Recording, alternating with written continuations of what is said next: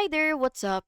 In this video, I'll give you a quick guide on how you can reset your paper trading in Webull. So the first thing that you want to do is if you want to clear your account, you can tap reset on the upper right corner of the paper trading page. Then the account will reset will clear all information including net account value and buying power will be reset to initial balance and all your positions will be erased.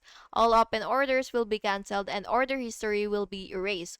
All P&L data including account P&L and stack P&L will be erased.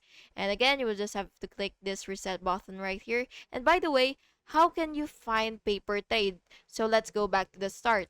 So in order to find paper trade, you will just have to go to the menu tab and find paper trade in your shortcuts, and then you will just have to click trade, and then you will just have to basically go here, and then again you will see that research button right here if you're already in your paper trade page.